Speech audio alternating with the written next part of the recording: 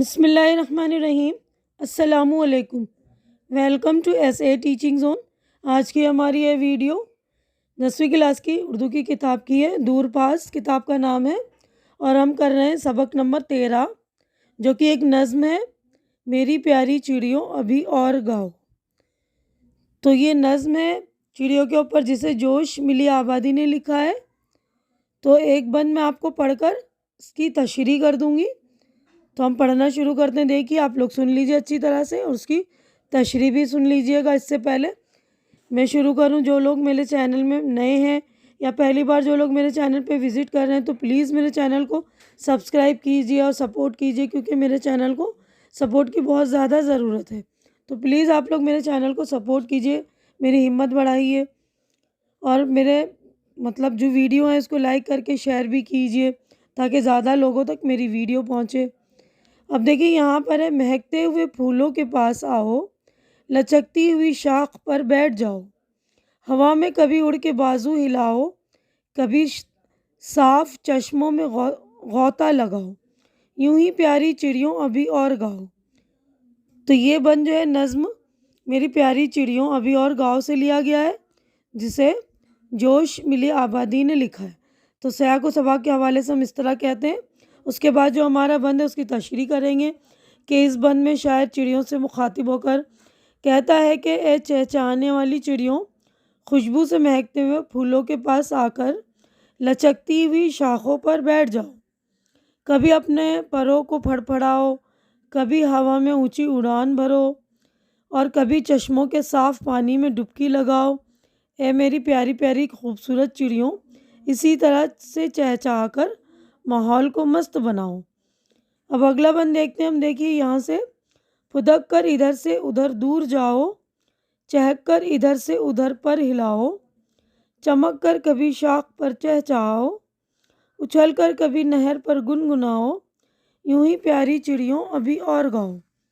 तो इस बंद में शायर कह रहे हैं चिड़ियों से कि चिड़ियों, कभी फुदक कर इस टहनी पर बैठो, कभी फुदक कर उस शाख पर बैठो, कभी इधर से उधर उड़कर अपने परों को फैलाओ, कभी इस शाख पर तो कभी उस शाख पर बैठकर गीत गाओ, कभी उछल कर और नहर के किनारे पर मीठे गीत गाओ। ए मेरी प्यारी चिड़ियों, इसी तरह चहचहाकर हम सबका दिल लुभाओ। तो हमारे ये वाला पेज जो है कंप्लीट हो चुका है। इसके बाद हम नेक्स्ट पेज पर चलते हैं। तो देखिए, नेक्स्ट है, कभी बरगे ताज़ा को मुंह में दबाओ, कभी कुंज में बैठकर फड़फड़ाओ, कभी घास पर लौट कर दिल लुभाओ, कभी जाके बैलों को झूला झुलाओ, यूं ही प्यारी चिड़ियों अभी और गाओ। तो सियाक व सबा के हवाले से हम इस तरह कहेंगे कि ये बंद जो नज़म प्यारी चिड़ियों से लिया गया है, मेरी प्यारी चिड़ियों अभी और गाओ से लिया गया है, जिसे जोश मिली आबादी ने लिखा है। अब तशरीह करेंगे। देखिए, इस तरह कि शायर को बागों के दिलकश मनाजिर में चिड़ियों की मौजूदगी बहुत अच्छी लगती है। शायर कह रहा है कि चिड़ियों, कभी पेड़ों के ताज़ा पत्तों को मुंह में दबाओ, कभी किसी कोने में बैठकर खुशी से अपने परों को फड़फड़ाओ और कभी घास पर लौट लगाओ, कभी लटकती हुई बेलों में जाकर झूला झूलो और बेलों को भी झूला झुलाओ। ए मेरी प्यारी प्यारी चिड़ियों, अपने मीठे और सुरीले गीतों से माहौल को खुशगवार बनाओ। तो यहाँ पर हमारी नज़्म हो गई मुकम्मल। ये देखिए, शायर का नाम है जोश मिली आबादी। तो ये वाला भी हमारा पेज हो गया है कंप्लीट। तो अगले पेज पर यानी नेक्स्ट सफ़े पर हम चलते हैं। देखिए, अगले पेज पर यहाँ पर हमारी मश्क हो गई स्टार्ट। तो यहाँ पर जो अल्फाज मानी है, देखिए मानी याद कीजिए। तो पहला लफ्ज़ है शाख, टहनी, डाली, चश्मा, पानी का सोता, बाजू, पंख, गौता, डुबकी, बर्ग, पत्ता, कुंज, कोना, गोशा। तो देखिए, अल्फाज मानी भी मुकम्मल हो गए, नज़्म भी हमारी मुकम्मल हो गई। तो मैं आपको नज़्म का जो मरकज़ी ख़्याल बता दूं कि इस नज़्म के ज़रिए शायर ये बताना चाहता है कि चिड़ियों के मीठे और सुरीले नग़मे बाग के हसीन और दिलकश माहौल को पुरअसर बनाते हैं। चिड़ियों की चहचहाहट के बग़ैर बाग की दिलकशी अधूरी है। बागों में चिड़ियों के नगमे लोगों का दिल लुभाकर माहौल को खुशगवार बनाते हैं।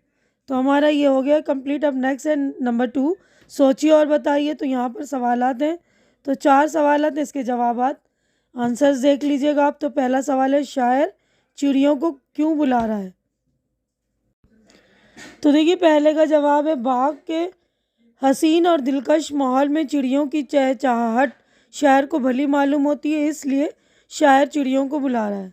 सवाल नंबर 2 है, दूसरे बंद में शायर चिड़ियों से क्या कह रहे हैं? जवाब है, दूसरे बंद में शायर चिड़ियों से कह रहा है कि मेरी प्यारी चिड़ियों, कभी फुदक कर इधर से उधर जाओ, कभी चहक कर अपने परों को फुलाओ, कभी और दुमों को हिलाओ, कभी किसी शाख पर बैठकर चहचहाओ, कभी नहर पर नहाते हुए उछल उछल कर मीठे गीत गाओ। सवाल नंबर 3 है, बेलों को झूला झुलाने से क्या मुराद है?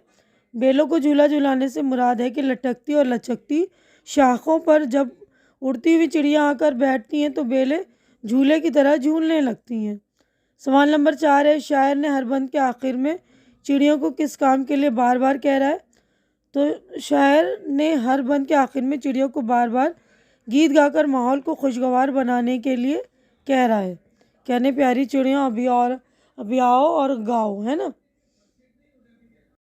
तो देखिए हमारे चारों जवाबात कंप्लीट हो गए। नेक्स्ट है नंबर 3, शेर मुकम्मल कीजिए, यानी एक मिसरा दिया हुआ है उसको आगे लिखना है। तो ये भी हमारी नज़्म का ही है, तो ये देख लीजिए आप। तो देखिए पहला है, हवा में कभी उड़ के बाजू हिलाओ, कभी साफ चश्मों में गौता लगाओ। नंबर 2 देखिए। तो नेक्स्ट है, चमक कर कभी शाख पर चहचहाओ, उछल कर कभी नहर पर गुनगुनाओ, कभी बरगे ताज़ा को मुंह में दबाओ, कभी कुंज में बैठकर फड़फड़ाओ। ठीक है ना। तो ये हो गया हमारे अशार मुकम्मल। उसके बाद नीचे दिए हुए लफ्ज़ों में मुज़क्कर मुअन्निस की निशानदही कीजिए। निशानदही करिए यानी हमें चाटना है। लफ्ज़ दिए हुए ना, तो मुज़क्कर अलग करने, मुअन्निस अलग करने। तो देखिए चश्मा मुज़क्कर है, मुज़क्कर यानी नर, और मुअन्निस यानी मादा।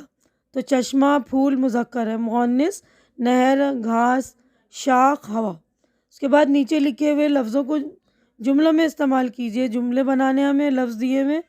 तो देखिए पहला जो अल्फाज है वो गौता लगाना। गौता जन समंदर की तह में गौता लगाकर घोंगे निकाल लाते हैं। फड़फड़ाना, बरसात के मौसम में चिड़िया अपने परों को फड़फड़ाकर मीठे गीत गाती हैं। नंबर 3 है, चहचहाना। बागों के दिलकश मंजर में चिड़ियों का चहचहाना अजब लुत्फ़ देता है। उछलना, बसंत का मौसम आते ही हर परिंदा व चरिंदा खुशी से उछलना शुरू कर देता है।